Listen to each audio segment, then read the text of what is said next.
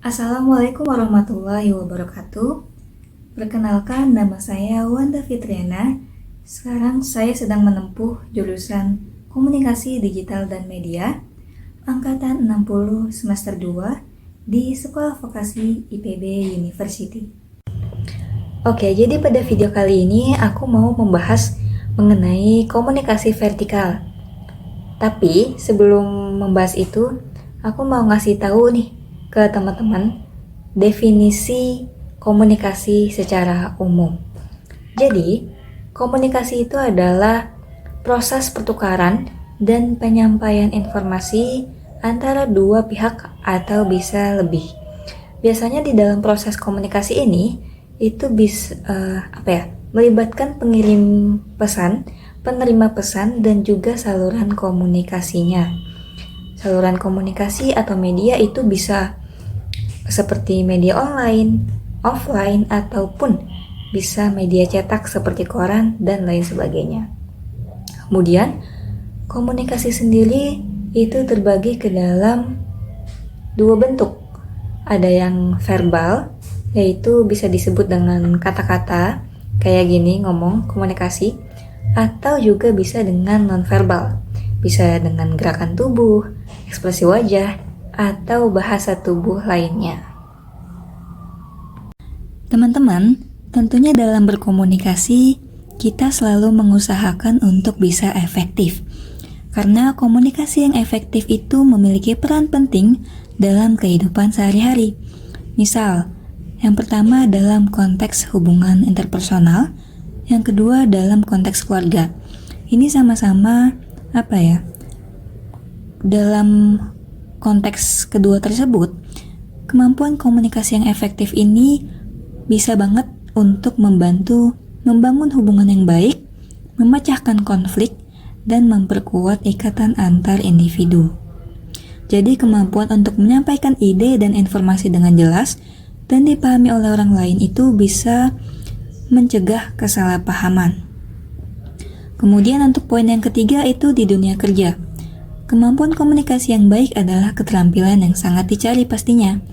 Kemampuan untuk menyampaikan ide dengan jelas, mendengarkan dengan baik, dan berkomunikasi secara efektif dengan rekan kerja, atasan, dan klien itu ternyata dapat meningkatkan produktivitas, membangun hubungan profesional, dan pastinya memajukan karir. Nah, tadi kan teman-teman udah tahu nih definisi komunikasi secara umum itu gimana. Nah, selanjutnya aku langsung masuk ke pembahasan utama, yaitu komunikasi vertikal. Dimulai dari definisi. Jadi, komunikasi vertikal adalah strategi komunikasi bisnis yang mana informasi, tugas, dan juga permintaan itu bergerak ke atas dan juga ke bawah antara pihak manajemen senior dan pegawai yang ada di bawahnya. Komunikasi vertikal ini memiliki panduan yang ketat untuk diikuti dan menawarkan setiap pegawai di level apapun, mereka tetap bisa berkomunikasi secara langsung. Oke, selanjutnya ada contoh-contoh komunikasi vertikal. Jadi yang pertama itu ada riset penemuan baru.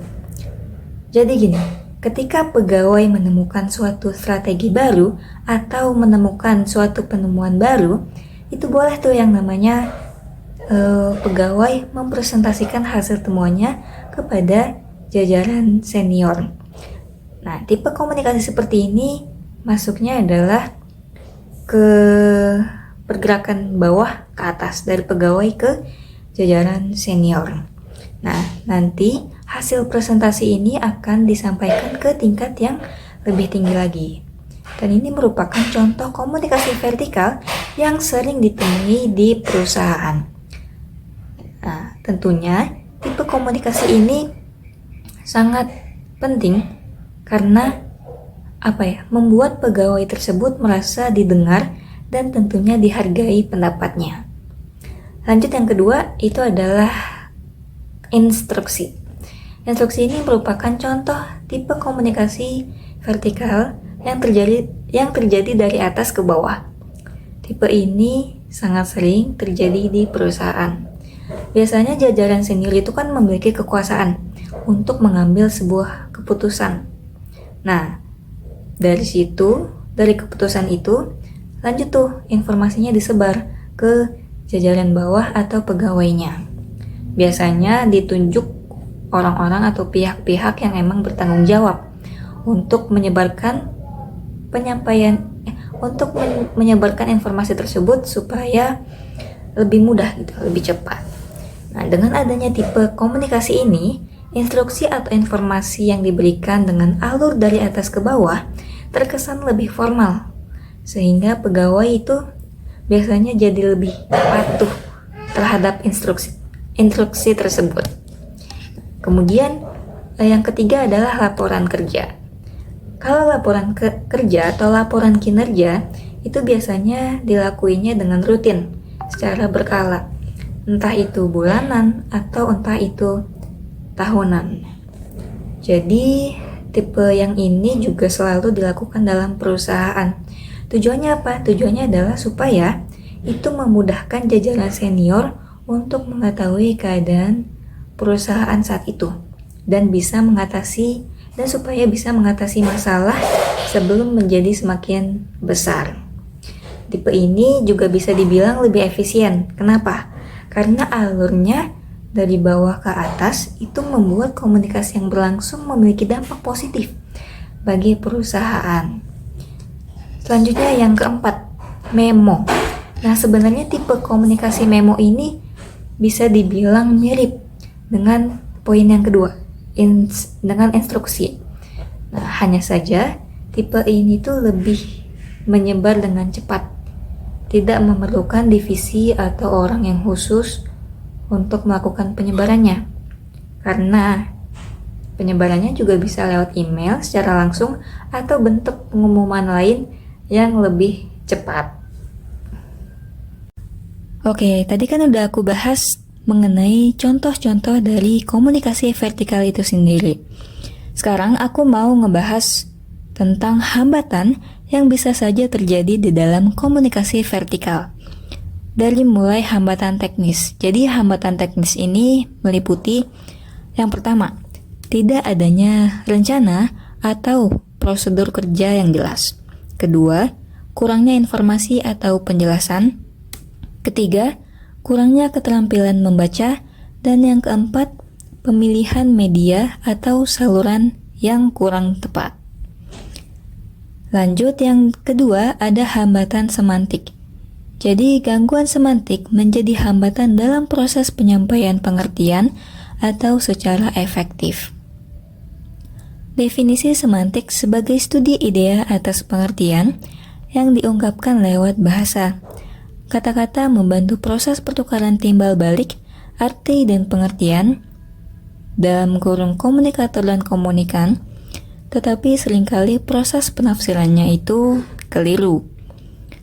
Tidak adanya hubungan antara simbol dan apa yang disimbolkan itu dapat mengakibatkan kata yang dipakai bisa ditafsirkan sangat berbeda dari apa yang dimaksudkan sebenarnya. Nah, jadi untuk menghindari miskomunikasi semacam ini, seorang komunikator harus memilih kata-kata yang tepat sesuai dengan karakteristik komunikasinya dan melihat kemungkinan penafsiran terhadap kata-kata yang dipakainya. Lanjut, ketiga ada hambatan manusiawi. Biasanya hambatan manusiawi ini bisa terjadi karena adanya faktor emosi dan prasangka pribadi, persepsi, kecakapan atau ketidakcakapan, kemampuan atau ketidakmampuan alat-alat panca indera seseorang, dan lain-lain. Nah, tadi kan udah disebutin hambatan-hambatan yang bisa saja terjadi di dalam komunikasi vertikal. Nah, sekarang aku mau ngasih tahu beberapa cara atau solusi yang bisa dipakai demi mengatasi hambatan-hambatan tersebut. Yang pertama adalah menjaga kontak pribadi yang akrab tanpa menumbuhkan perasaan bermusuhan. Yang kedua, menetapkan dan menegaskan identitas dalam hubungan dengan orang lain tanpa membesar-besarkan kesepakatan. Ketiga, menyampaikan informasi kepada orang lain tanpa menimbulkan kebingungan, kesalahpahaman, penyimpangan, atau perubahan lainnya yang disengaja. Kemudian, terlibat dalam pemecahan masalah yang terbuka tanpa menimbulkan sikap menghentikan proses. Dan yang terakhir, kita bisa membantu orang-orang lainnya untuk mengembangkan gaya hubungan persona dan antar personal yang efektif. Oke, itu aja pembahasan materi kali ini tentang komunikasi vertikal, komunikasi yang terjadi antara pimpinan dengan pegawai, pun begitu dengan sebaliknya. Semoga apa yang aku sampaikan bisa bermanfaat dan teman-teman nanti bisa langsung praktekin di dunia kerja nanti. Semoga teman-teman bisa selalu semangat dalam mencari ilmu. Kurang lebihnya mohon maaf. Wassalamualaikum warahmatullahi wabarakatuh.